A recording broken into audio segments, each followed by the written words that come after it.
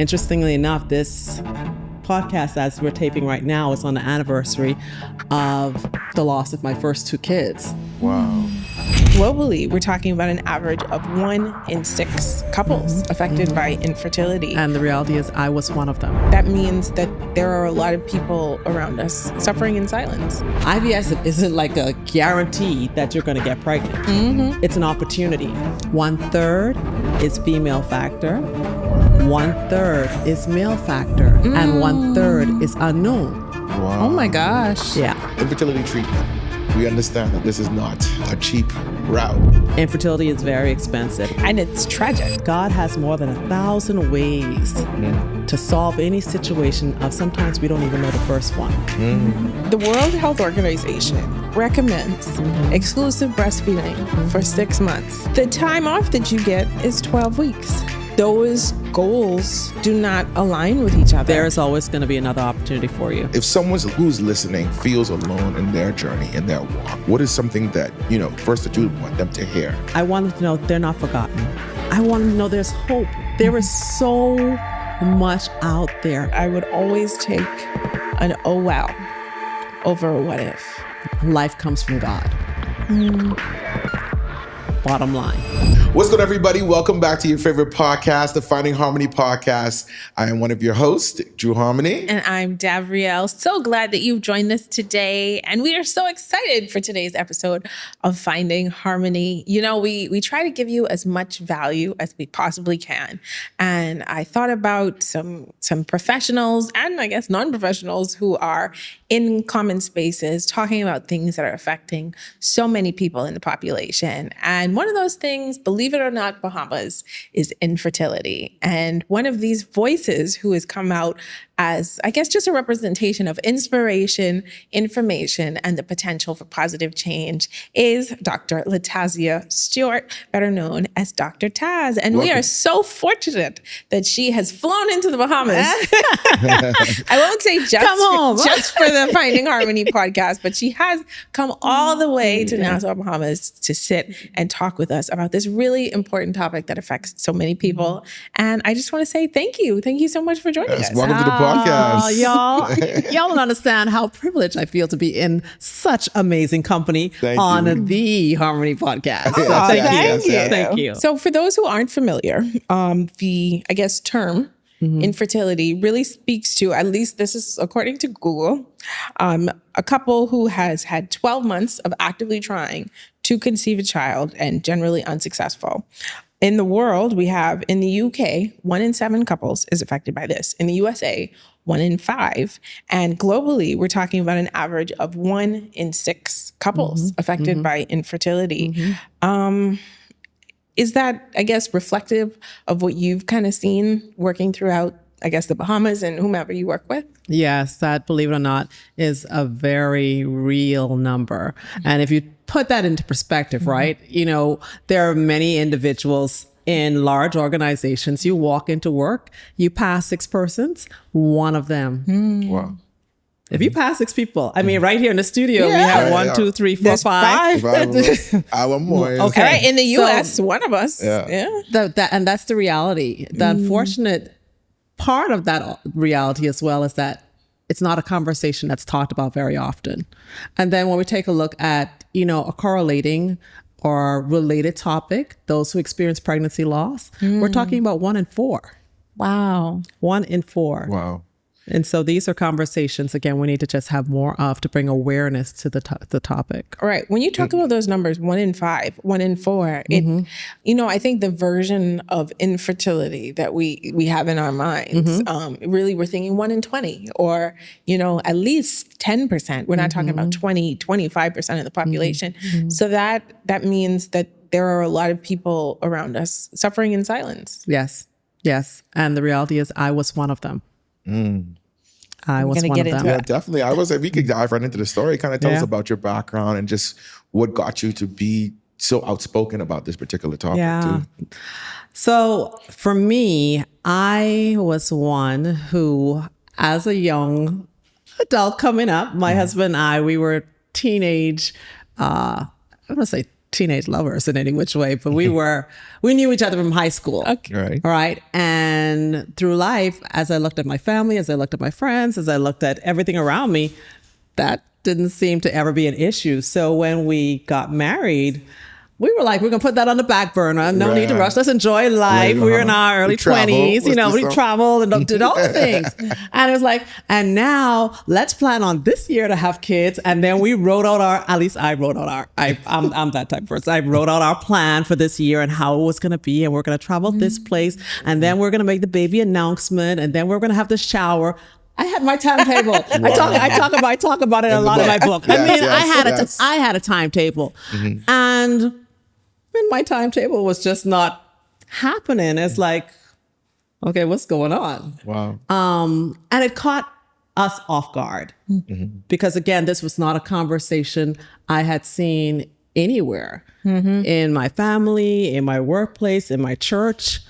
And I struggled because it's like, okay, Lord, I think I did all the right things. I checked all the boxes and I'm ready to produce as a woman and it's not happening. What that led next to was us eventually exploring fertility treatment.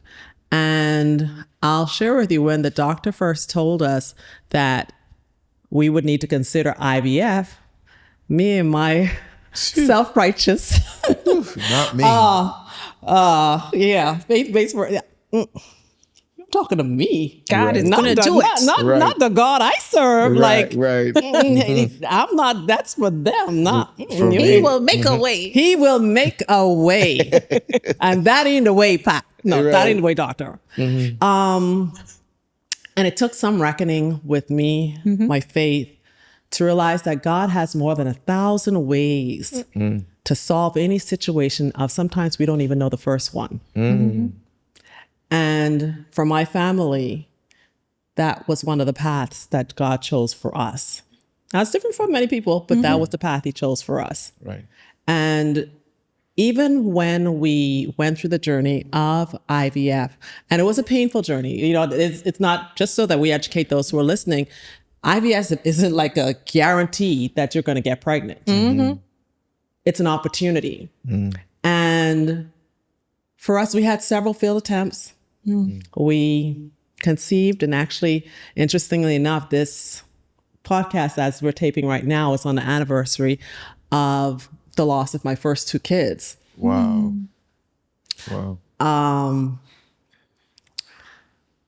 The whole journey of infertility and pregnancy loss for us, I held in secret shame for many years. Many people knew of my loss because that was very public. I was in a boardroom meeting when I went into preterm labor.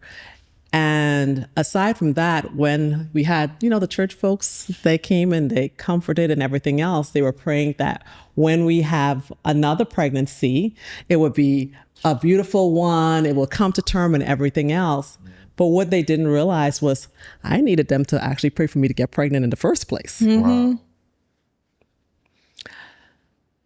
So that secret shame carried with us for a long time, so badly to the point that even when my husband's brother would call, I'd be like, now listen, don't say nothing. Don't you, I'll be listening sometimes to the door like, I wonder what are y'all talking about? Don't talk about me. Yeah. But that secret shame, it is something that reverberates with so many women who carry the journey of infertility and loss. And it's because, again, we don't have enough awareness. No, let me take that back. We are aware that exists, but we don't have the conversation and dialogue to normalize that this is another medical condition for which there's treatment available that we could talk about just like we do so many other health conditions. What would you say are like the cultural myths that, prevent people from having these conversations or the pressures around just, fertility that you've encountered? Yeah. So one of the first ones, we're at the Bahamas, which is where we're taping right now, is considered to be a Christian nation again. And it's my God can do anything and he can take care of that. He can move mountains. Trust me, as someone who has seen God move mountains in my life personally, Right. I am a firm believer of that. Right. But again, I say that God has given man so much wisdom to be able to explore so many things that we cannot keep our head in the sand and say, well, that's not for us. This will sort itself out. And so that's one of the myths that, sometimes faith will just Make it happen. Yeah, make it happen. But we need assistance. Faith without action. Right. I was going to say, if I were to break my leg, God forbid, Yep.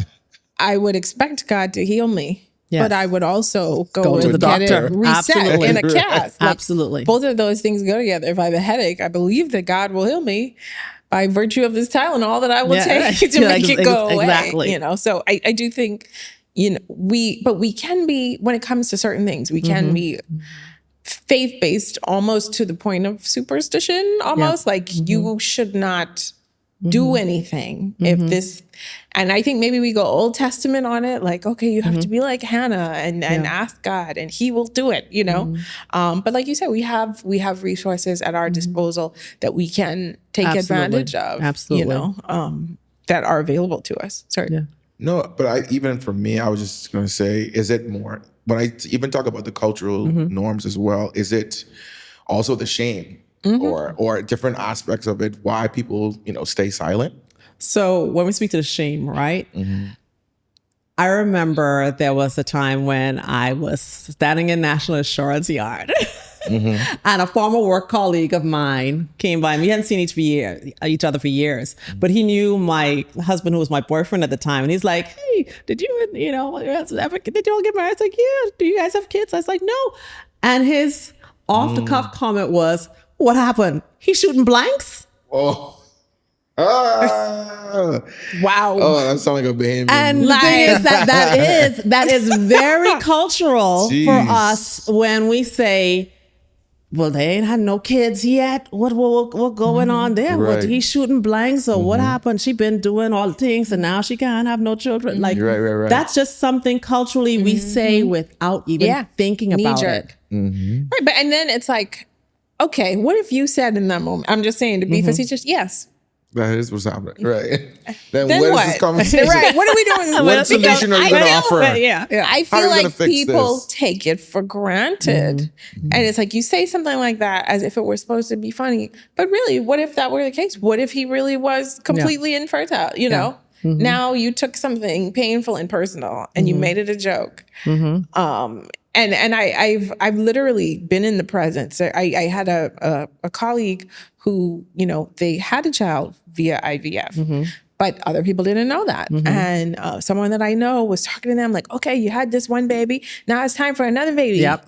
Now, hurry up. Yep. Y'all aren't getting any younger. And I had been privy to the fact that they had recently tried another IVF cycle and it didn't work out. Wow. And it's just, and I mean, this was the husband in that case, not to say that it would be less hurtful for him, but it's just, you process that shame differently. Yeah. Even if you have a couple who's pursuing IVF, correct, even if it is because of some sort of, genetic abnormality on the husband's part, the shame generally always finds its way to the woman in this scenario.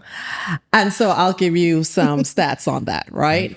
When it comes to the cases, right, of infertility that have been documented, there's research that says 1/3 is female factor, 1/3 is male factor, and 1/3 is unknown. Wow. So if we look at that pie, we're saying it could be him or her. Yeah. Right. And it's because of the lack of knowledge. Yeah. And the ignorance around this conversation, again, because we're not talking about it often enough. You have some men who are not going to go and get checked. And it could very well be the end of their family growing their family tree. Legacy could end right there. Yeah. And even in the male side of it, usually in most cases, their situation is able to be fixed more easily than the challenges most women go through. Like me, I mean, I have a myriad of stuff that I was dealing with, right. But most instances when it's the male factor, there are lots of simple solutions like change that the way doctors that you can help. eat. Yeah. Right. I think eating more carrots even adds to that. and I'm actually kind of throwing back to when we were planning to conceive. I had a lot of things that I wanted you to do. Oh my gosh. And She had a list of you. What? I used to watch those episodes on television when the wife was like, okay, we have to do this. I never thought in a million years this was going to be my life. Okay, Drew, time. yes, even that. Right, yes, thanks. Right. So, I mean, I am going to put it out there that I did read an article about the quality of sperm with the colds. And so I was like, you just put this ice on your on your testicles and it'll be great. She had you going to Rome. He was very resistant to my ideas, but thankfully it worked out. As are most men. I'm quite sure you're not all over. No, I'm not alone. You know, I think about even ancient in Europe when you had royalty and they were looking to conceive a son and they were killing these women because they weren't bearing boy children, not realizing that it's the men who determine what you're going to get. And so, you know, I feel for so many women, and I did not have the kind of journey that you had. But even when you talk about shame, I was 31 when Drew and I got married. If I had left it to my own, you know, I would have been married at 22. But that's just not the journey that God had for me. And so we took about the first 2 years of our marriage, and I got pregnant around 33. And very early in my pregnancy, we had a scan that we were doing with a doctor, and he felt like the spine on the baby was a little too thick, or like it could indicate that something was wrong. And I had an excellent doctor. But in that moment, he looked at, I could see the little look of concern on his face. And he said, "How old are you?"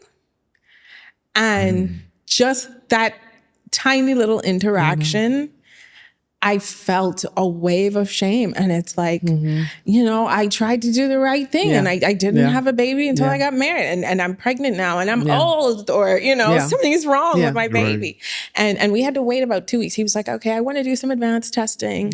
I'm a little concerned about what I see here. And that 2 weeks, like, thankfully Drew was like all support. He's like, it's going to be fine. But that was so painful for me, you know, and I just remember praying so intensely and having to fight off this feeling like, should I have just had children before I got married? Like, what should I have done in this scenario to not be in this particular position? And so even that tiny little, you know, and not even trying to be offensive in a way, but that question, how old are you? As in, you know, I've done something that has caused harm to this child that I wanted to have. So I think that there is so much secret shame that women in particular, men also, but women in particular are wading through in the face of something that should be a really happy experience. Yeah. You know, it's something else you said earlier with regards to two things. One, the scenario in the workplace where you referenced the individual who had IVF, and everybody's like, when is number 2 coming along in the workplace? So casually do leaders recognize that these are things that could actually impede a person actually staying in the workforce. Wow. Yep. You know, I know of individuals who have actually left because of the uncomfortable conversations that are so casual that nobody thinks about. And then 2, to the point of the man that could be responsible. I know of a situation right now in one of our islands where there was a couple that struggled to have children. The husband actually left the marriage because of this factor. Wow. The young woman, thinking that was the situation, she engaged in another relationship and conceived. Wow. Oh. Yikes. So I think that 50-50 swing. This reality is not just a woman issue. Yeah. Fertility is everybody. As a community, we need to address that. Right. So even to go over that, I feel not until I guess we started to say, okay, we're going to want to have a child. The understanding of, you know, fertility struggles became, you know, something that we talk about amongst ourselves, amongst couple friends. How come it's not as well known as it is? I feel now, because it seems that, you know, my generation and generations after are having a little bit more struggles conceiving now, but I feel like the topic is rising, but it's still not where it needs to be. How come the awareness is not where it needs to be right now? It's twofold. One, in our families, again, I never heard it in my family. Not my mom, not her sisters, nobody. Right. Our churches, we would speak about drugs. We will speak about infidelity. We will speak about all the different things. But that's a conversation that we never do, except for the occasional reference of Hannah. Right? And you just, the solution is to ask God and he will give you a baby. Yes. And then as it relates to the national level, the conversation from our national leaders, it hasn't been there around family bearing until most recently. In the past 2 months, I've heard more conversation about the need to have more babies. We need more babies. And because the data is now being looked at, hey, our workforce is decreasing. There's a little shortage going on there. And if we are not proactive, as a country, what's going to happen in 10, 20 years when there is no more funds in the national insurance? Right? Wow. Or the workforce doesn't have the skills to provide the service, the Bahamas being a service industry. We don't have the skills there because we don't have enough people. How does that continue? So it really is all of these layers that need to take a look at this conversation and not be like, oh man, when they ready to have children, they can figure it out. They can figure it out. They can work out. No.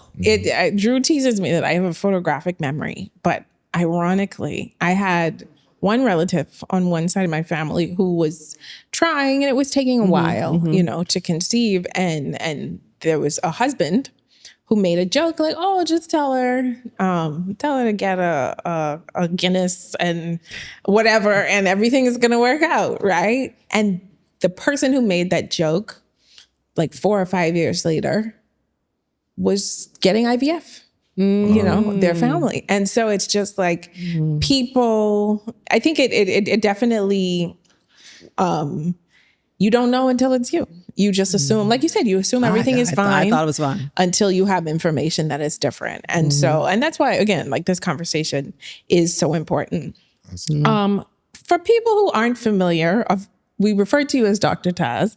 You're not a gynecologist. I'm not a gynecologist. Tell us a little bit about your professional background, just for context. Oh, sure. So I am a doctor of education. So I have my doctorate degree in education, studied for several years, Nova Southeastern University for all the sharks who may be listening. And prior to that, though, I, did tertiary education in the Washington, D.C. area. And I am a College of the Bahamas alumni now, University of the Bahamas. So go Mingos. But yeah, my background, and a secret weapon, a lot of people don't realize this, is that I actually have a graduate degree in computer science. Oh, wow. So people are like, what? So how do I get here, right? So back to my story. After having my kids, it literally was, I think, God reckoning within me that I had a story of hope to empower and encourage other women. And even though I knew this, I still was embarrassed to talk about it. It took the unfortunate loss of my sister-in-law's baby and one of my work colleagues' babies that God literally shook me. Their losses actually occurred right around Mother's Day, which was also right around my birthday. And I made a commitment to God that by the next Mother's Day, I would actually finish writing this book that he had seeded within me to do. Wow.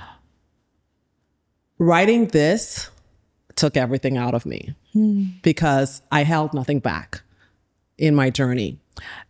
What I didn't realize was that when I would publish this book, it would open Pandora's box for many women in the Bahamas and globally who would say they recognize somebody of their hue who actually was now sharing their story. Right. That then evolved because I was a dean at a university out of California. And I knew that there was more work to be done in this space. And so I then launched into providing services to women that were going through this journey, right? And how to walk through that journey, navigating it. And now I've expanded that work to really working with workplaces and organizations on how to prepare leaders to navigate these issues when they appear. Because believe it or not, if you have not had a situation in your workplace yet where there may have been a pregnancy loss on the job, or a woman who may be going through infertility and now is considering, leaving because she doesn't feel the empathetic leadership that needs to support her being productive while she's going through such a sensitive issue, it's going to happen. Wow. And so retention, turnover, attrition, all those things are hidden factors within organizations that many don't realize, and it's time to peel the layer back. So let's dive in that, because I want to get into the book as well. But take, for instance, someone like me, a business owner. I have multiple females who work for our companies. How do I handle that? Like, how do I approach this situation when that arises? Well, one of the things, especially from a male perspective too. So one of the things I would do first initially, if I were to come in here, I would say we need to do a readiness assessment. Okay. All right. And there are several layers and domains within that framework that I would actually go through with you as a leader and within your team. Okay. Yeah. And we'd evaluate some factors and put some programs I don't have into to pay place. for that, but is there anything that you can share, or just something like an entry level aspect of that?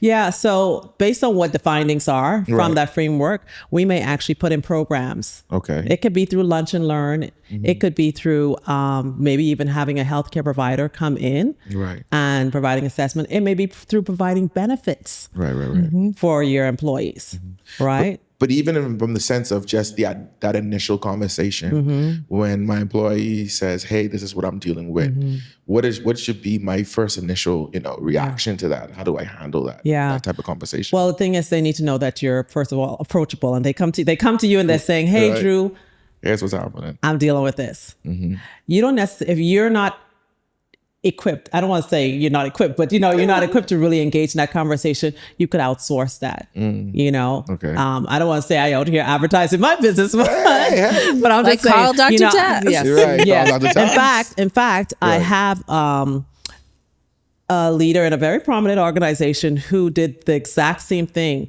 She actually had an employee who was recently diagnosed with breast cancer. This young lady at the age of 30 was like, I haven't been thinking about kids before, but my doctors are telling me once I engage in chemotherapy, I'm probably gonna not be able to have kids. What do I do? And her boss gave her my contact, and we got a game plan in place.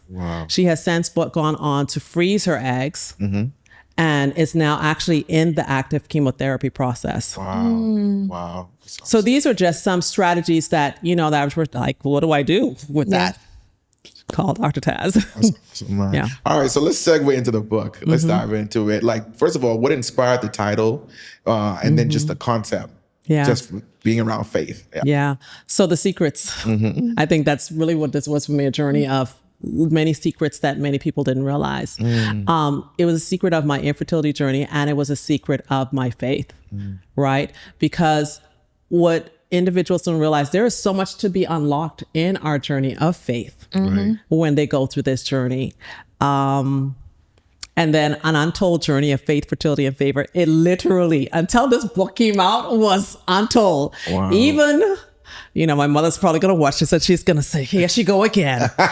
Even my mom didn't realize that I was going through IVF. And again, there was the shame factor. I was going to say, is it the cultural shame thing? The cultural shame. Right. We never talked about this, We talked about how to not have kids. Eat some corn. we talk about how not to have kids. We always say, keep your leg closed, don't, all those things, but we never talked about, sometimes there are challenges, and I don't want to take anything away from that generation because they were operating from the space of what they knew. 100%. Now for us, who are a little more educated, we need to empower the next generation. Like this young lady who's, she's 30. Right. Like, what do you do? How do you plan? And what do you look for? I would take it a step further, right? I think part of, obviously, this is something, this has been going on since Bible times. However, I think we have to confront certain realities, right, about the way that we live versus the way that our parents lived versus the way that our grandparents lived. Right. In terms of fertility, to some degree, is a numbers game, right? There's a reason, and it's tragic. Like I feel like it's this weird overlap where when we were in high school, it's like, don't get pregnant. Don't date anyone or don't have sex, X, Y, and Z. But then you would have, in cases like that, people 18, 19, it's very easy to get pregnant at that age compared to somebody at 35. Because, I mean, you're just talking, you have very different egg reserve. You have a very different, Absolutely. Your body is just in a different condition. And so I feel like some of our lifestyle factors, be it the advanced education, be it the desire to do things, to travel the world. Even me, I kind of knew I was rolling the dice, but I'm like, I want to enjoy my marriage for a few years, and so that reality that the way that we live presents new challenges that our elders would not necessarily understand because, well, I was 21 when I got married and I was pregnant between 19 and every year thereafter, right? I was pregnant from 1960 to 1975, like that was their experience. And I think that, like you said, it takes a level of education, and it does feel tragic in a sense because you'll have the people who I know who articulate the fact that they are struggling tend to be people who are settled, tend to be people who have achieved some of their professional goals, who have been intentional about creating a marriage, creating an environment that would be ideal for a child to thrive. And then those are the people who are having a hard time, whereas people who are not necessarily putting a lot of care into it, who are not necessarily trying, are having babies left and right. Like there just feels like a poetic, what's the word? Like it just feels unfair on a poetic level. Yeah. You know what? For a woman who's going through that and clients I've coached on their fertility journey, it is unfair. I mean, let's not sugarcoat it. Yeah. Infertility and pregnancy loss is not cute. It's not something we signed up for. And the reality is it's hard. However, there are so many opportunities for this to be addressed. And as a community, there are ways that we can support it. I think there is so much that in our government agencies, within the private sector, that we can do to help support family building so that it's not as heavy as it is for the individual walking through it. Because, back to your point, you have women employees, last night she could have miscarried in the bathroom. Right. Right? And she's showing up for work. The next day. As a leader, are you prepared to handle that? Right. And where's somebody telling her to smile? Hey, what happened to you guys? Why you look so grumpy? Shake it up. Like, Jeez. right? Can't be that bad. No, honestly, I've always women are so incredible because honestly, not until I got more serious with Dav, well, we were married at this point, and seeing what y'all have to go through on a monthly basis, and still have to show up to work, just like compete with your male counterparts, smile and act like nothing's happening when y'all have a pain that is so unbearable. And to me, I'm just like, wow, this is what y'all have to deal with. It's incredible, Give you a classic example. There's a young lady that I met last year, or year before last, and she was sharing with me how her menstrual cycle each month is so bad. And she's in her mid-20s. She's like, I actually have to call out sick. Wow. Each month. Every month. Wow. Once as much as, and I'm like, how much sick days? Right. How many sick days you got? Some good benefits. And then the reality is, after she's used her sick days for a natural cycle, like when you really get sick, what are you going to use? Yeah. What do you have? Yeah. And so as an employer, what does your plan actually state with regards to maybe a menstrual leave to consider or personal days that a person could use towards that, and specifically stating, hey, the personal leave that we put in place, if you have to use it for this purpose, it's okay. there. Wow. When last have you audited your policies and your benefits that you have for your organization? I would take it even a step further in terms of the notion of compassionate leave, right? Yes. Because, okay, if you have a relative who passes away, then, that's something you can utilize. What if the relative didn't make it here? What, like you said, with a miscarriage, that's a very real and tangible form of grief. Very real. For somebody to walk through. And so being able to leverage that for that. And then even, again, for somebody, in my case, I was privy to the journey of a lot of my friends through fertility treatments, some of them not being IVF, IUI, different things, taking hormonal, medications, which can have your hormones all over the place. You're not feeling well. I had a friend on steroids. Like, there's just so many things that affect your physical well-being and your emotional well-being. And you are kind of forced to navigate through that. And if you have an employer who's not sympathetic, good luck to you. But even beyond that, getting into, I don't know how I would have navigated my postpartum experience if I was not married to my boss, so to speak.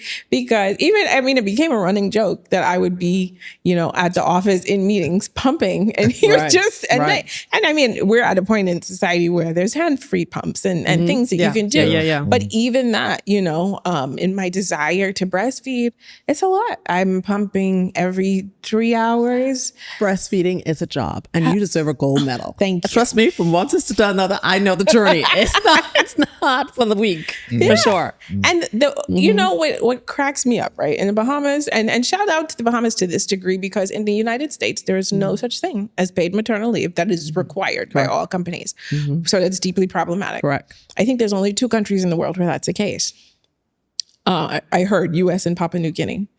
But in the Bahamas, you get 12 weeks. And I also, I laughed because there was a little stipend for a live birth. So you got 12 weeks, and then you got like a little thank you from the government for having a baby. Keep the stipends coming for the live births. Thank you. And I was like, it felt like a little high five from the country. Good job, But the reality is that the World Health Organization recommends exclusive breastfeeding for 6 months. The time off that you get is 12 weeks. If you intend to exclusively breastfeed, and if you take that in the literal sense that I'm latching a baby every 3 hours, how is that possible with an 8-hour day at work? Let's say an hour commute each way. Those goals do not align with each other. Yeah. And I think that we do ourselves a disservice as a community, because yes, obviously, if we're talking about 6 months for maternity leave for mothers, that's a lot of value lost in terms of the workplace. But if you're talking about the outcomes that children have, there are better outcomes. There's less diabetes, there's less obesity, there's less long-term risk for non-communicable diseases. There's healthier attachment to parents. There's, there's all of these benefits that you're talking about. And this is the World Health Organization's recommendation to us. I'm just wondering, why is there this disconnect between what they've asked us to aspire to and then what they're willing to accommodate? So you said something there as it relates to employers seeing and I'm going to say it's perceived loss of the value of somebody actually being physically at work and getting the work done compared to, like we say, all the benefits for family building and for health and a healthy of the nation, right? They're looking at, how's this costing me right now? Yeah. Wow. That's unfortunately I need somebody to show up for work. But what employers don't realize is that long-term, this is costing you many, and that's the short-sightedness, I think, of some employers. Like, they're seeing, Dav is not at work today, and I need somebody right now to serve my employee, my guests. But the reality is, Dav has so much experience. Dav, when she shows up, is the gold standard. Is there any other accommodation that you can put in place for Dav so that Dav doesn't go elsewhere? Yeah. Because that's what would happen. While I was pregnant, I had seen some of her videos, and I ended up reading a book by a researcher. Her name is Erica Commissar, and her book is called Being There. And basically, she makes a case for being, mothers in particular, being as physically present as possible within the first 3 years of a child's life because of the kind of development that takes place, because of attachment theory in terms of, their sense of security in the world. Basically focusing in those 3 years on giving them as much of your attention as possible, and you're present to create a sense of safety that will make them navigate the world in such a way. And she talks about the fact that, that's impossible in the US to a certain degree and in a lot of developed countries because the economy requires so much out of women in terms of work, which, I mean, again, if you're a professional, that's a reasonable thing. But she was talking about the fact that there is no flexibility. You're not allowing women to work part-time if that's what their hearts desire. You're not allowing women to work from home if that's what their hearts desire, where these are professionals who have a lot of value to bring to the table, who, if this woman works for your company for 20 years and she spent, 5 years on and off dealing with kids, asking to work part-time, asking to work remote, in the grand scheme of things, the value that she brings to the table is so much more. And I guess, how do we take steps to make a view of this that is more flexible and that she also was like, a lot of countries say that they care about children, but they really don't. Because if the research says this is what's best for kids, but we're like, you get 0 time off and good luck to you, basically, and hit them with some formula, they'll be fine. Which, I mean, obviously that's a very reasonable path to take. But if breastfeeding is something that you desire, it seems laced with a lot of hurdles. It is laced with hurdles. Because it's like when, like you say, you have a desire to really ensure that your child is getting the best nutrition, and you're now having to, find where on the schedule you could actually, run to the bathroom. Yeah. Right. And pump, that's not ideal. Or if you're in the middle of a presentation and you start leaking because it's time to. Yeah. Right. And really, I think this is where a prepared leader needs to know, hey, it's okay to let the ladies in your workplace know if you got a need, we got you. Articulate that. Yeah. Articulate. Don't just let them still make an assumption that they know you're okay with them having it. Articulate it. Make it clear. Put it in the policy. Have a lunch and learn around it. Yeah. Don't make the assumption that they know I have a wife. They know I have daughters. I'm okay with, if they have to take a break. I don't know that. Yeah. Don't know that, yeah. And that's the thing too, because sometimes when you articulate these things, then you are seen as less professional. Well, handle that yourself. Right. That's a personal issue. That doesn't come before me. You figure that out. You figure out how you're going to do this. Something that actually really inspired me, I have, I guess, and this is so great, like in bringing a child into the world, the introduction of mom friends. You know what I mean? Because I told Drew, I feel like I joined a sorority of being a mom. And there's actually 3 particular ladies that I'm friendly with, and each of them are attorneys, and they work at a specific law firm. And like I said, they work together. And just watching each of them, they kind of had children in rapid succession.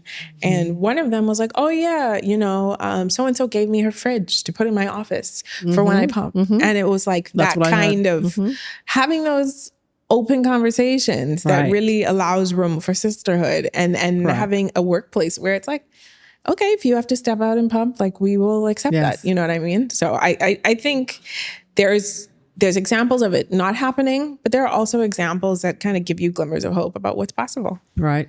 It's about intentionality when it comes to leadership in that respect. Be an intentional leader. Right. Empathetic and intentionality. Trust me, that leads to retention in so many ways. So I want to stir the pot a little bit. I want to bring us back into the infertility segment, right? With the sake of not sounding tone deaf, Infertility treatment. We understand that this is not a cheap route. And a lot of people was like, I mean, hey, you saying IVF and all this stuff, but hey, I know how much this costs, etc. I could only afford the Guinness. Right, exactly. Right. What are some of the other alternatives or the hope that some people can have when they cannot afford an IVF treatment, etc.? You know, there are so many types of treatments that have been advanced over time. Some that we have even introduced here in the Bahamas at one of our private hospitals that women should explore. You know, I host an annual conference where some of those technologies are actually being introduced by some of the presenters who speak. Infertility is very expensive. I mean, I know when I talk about my journey at the time, it was like $15,000-$20,000. That's not even that now. That's like talk. Yeah, like a bit like that's just the drugs in some instances, Right. right? But there are programs available. But really, I think there is opportunity for the insurance sector, the healthcare sector, to truly come together and starting to look at how can we provide benefits that could alleviate some of the costs for our employees. Again, your workforce is at risk. Yeah.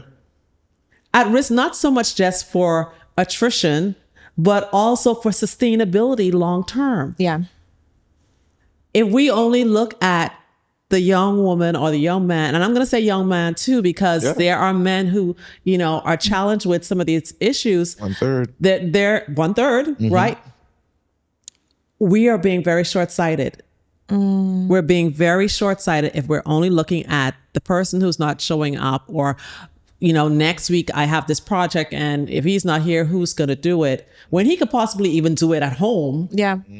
Right? Or while he's traveling to get Like there is so many opportunities for organizations to provide flexibility. Now, I do get it. There are some professions where, hey, we need the hands-on. Yeah. We need the hands-on.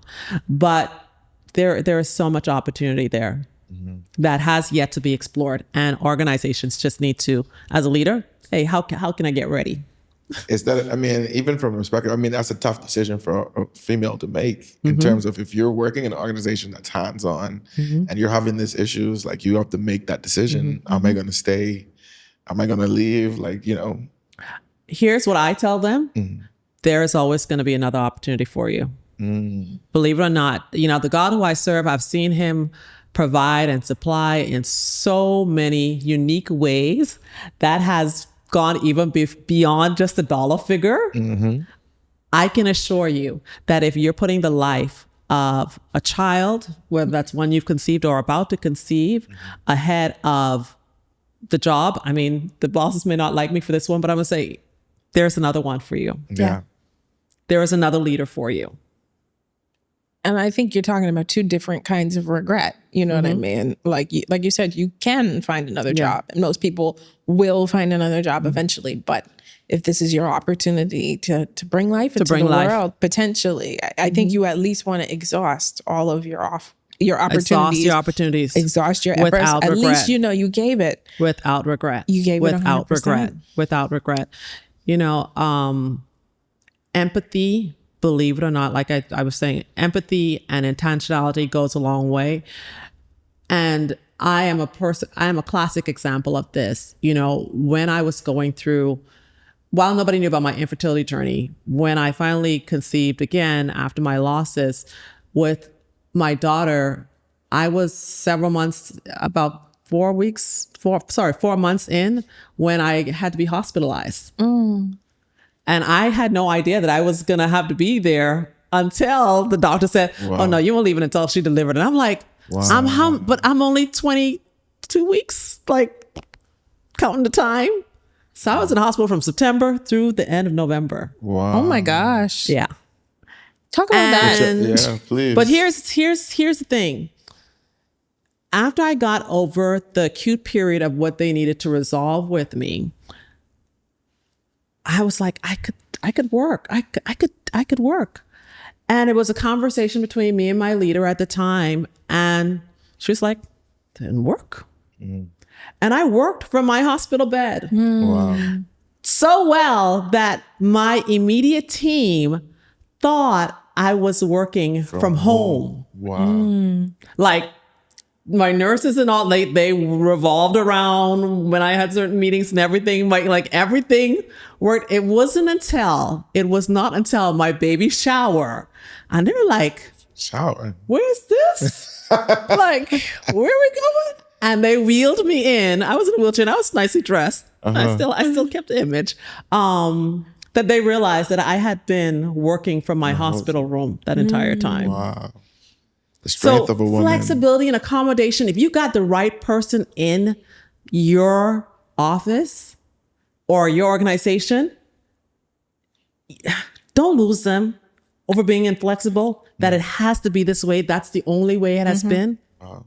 When there's opportunity for them to build their family, build the nation, and you, believe it or not, save your bottom line. Right. That's just so inspiring. Okay, so you've talked about faith and the role that it played in your journey. I'm going to stir the pot just a little bit. One of the fertility tools that it seems like has a relatively high level of success is IVF, or we're speaking about in vitro fertilization. Yeah. I guess in many cases, you have to increase your chances, you have more than one egg that is fertilized at the same time. And for a lot of people, those embryos are frozen indefinitely.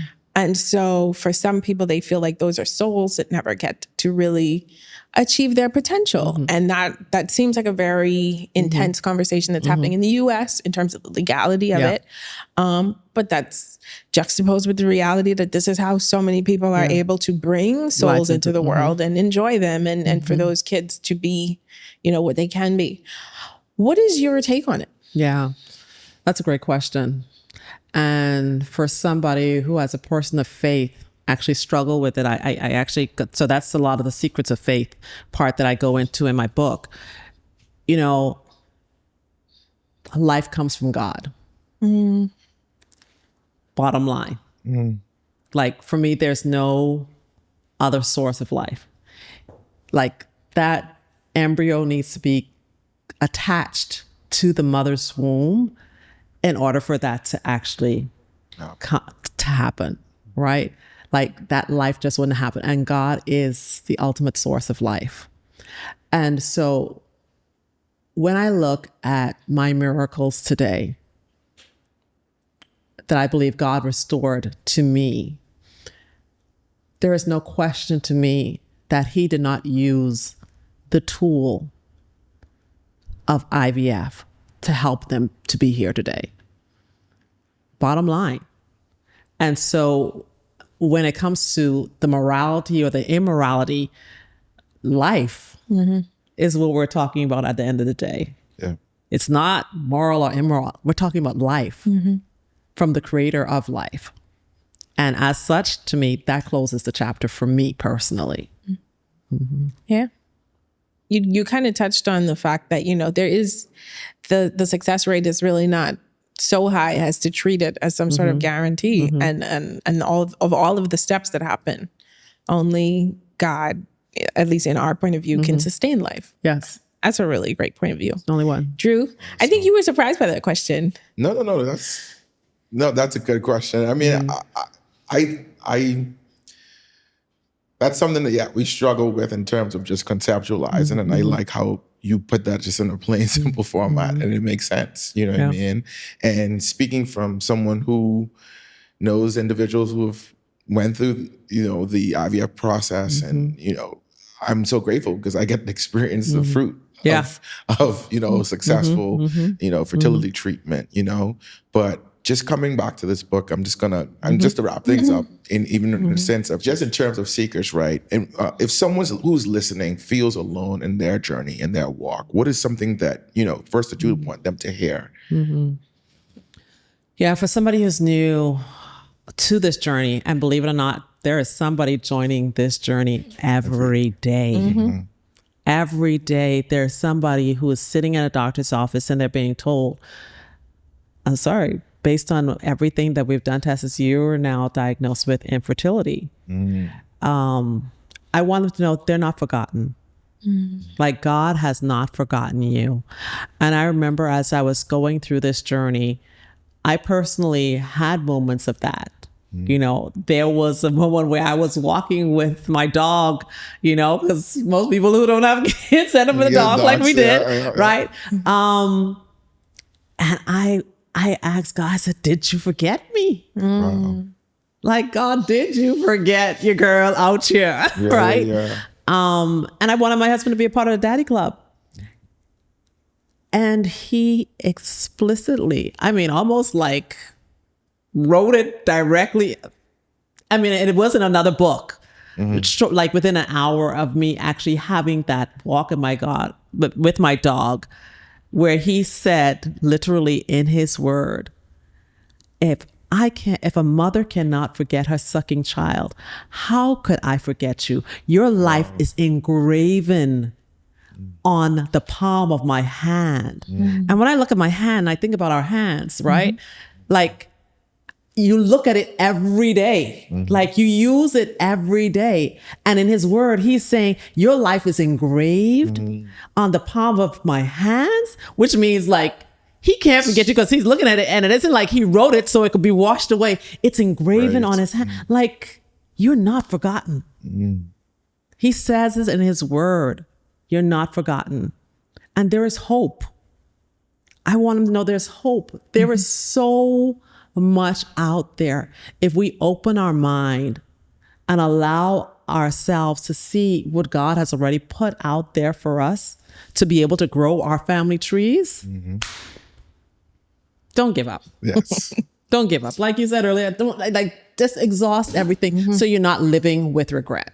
Yeah, I feel like, and I said it earlier on the podcast, it actually kind of went viral, that I would always take an oh wow over a what if. Yes. You know, I had to leave this job because they wouldn't let me do the treatments that I thought would make my dream come true. Oh, wow. Oh, wow. Because if you stay on this job and you don't pursue this, you know, or pursue your heart's desire, which is trying to have a family, and you don't know what could have happened. And then, God forbid, you get laid off from this job, then, you know. And it has happened. Then you're stuck with a lifetime of what ifs. And I really do think that of all of the dreams worth chasing, I think that there's so much meaning and there's so much beauty in pursuing a family. I think it's one of those things that God has written on our hearts, you know, the same way that we're written on his hand. And so I think that this work is so important. And I think that it's really, like you said, giving hope to a subset of people who need it very much, and who's a subset of people that is much larger than we realize. So I guess if somebody wants to work with you, how do they find you? How does that process begin? Yeah. Well, they can find me at my website. First, I got a fresh new website, y'all. Yes. New website. Yes, new page is up. It's Dr. Taz, and it's Dr. spelled all the way out, DocTorTazz.com. They can also find me on social media, the same handle, Dr. Taz spelled out, Facebook and Instagram. And they could just email me at taz@drtaz.com. And for our friends on WhatsApp, because we know, like, outside of us, like, if we ain't using WhatsApp, what we doing, right? Right. They can find me there as well, 242-827-8299. And I love going in and just helping individuals one-on-one and or within corporate organizations, helping them get a readiness assessment. If you've not done a readiness assessment on your organization of women's health and leadership, it's time to put that on the books this year. I would be remiss if I did not ask you to speak a little bit about your conference, which is happening. Yes. And so for those who don't know, the Bahamas now has on the books, thanks to a proclamation that was signed through the work that I've done and also in partnership with the Insurance Commission of the Bahamas. The proclamation was signed by the Prime Minister last year for the month of April to be recognized nationally as Fertility Awareness Month. Wow. So y'all, pop out in your orange in April. We need to see y'all wearing the orange in every workplace in April. And also come and join us at the Fertility Empowerment International Conference. That's going to be held April 16th and 17th. April 16th and 17th. Bring your leaders, bring your HR team, bring, your friend, your family member, somebody that you know could use some hope on this topic. Maybe somebody who can be empowered on what next to do. Right? Some folks are just trying to, what next do I do? Where do I go? We're going to have doctors there. We're going to have advocates there. We're going to have leaders in the space. And the conversation is one you don't want to miss. You know what I love about Dr. Taz? The fact that you have the history to back it up. You've lived it. Not necessarily you lived it. Your actions speak for you. The fact that you put in so much work that you can get this signed and literally be a whole month of just like. I'm sorry, I'm a big fan. But my HR team will be there for sure for this conference. So please, ladies and gentlemen, please definitely take heed, because the fact that you gave your phone number out, that's a whole nother thing too. Yes. So listen, you have no excuses. Definitely hit her up. Dr. Taz, thank you so much for joining us, man. This has been an awesome conversation. I enjoyed hanging out with you. The cool people, man. The cool folks. Yes, this is good. For sure. Well, thank you so much for joining. This is Finding Harmony.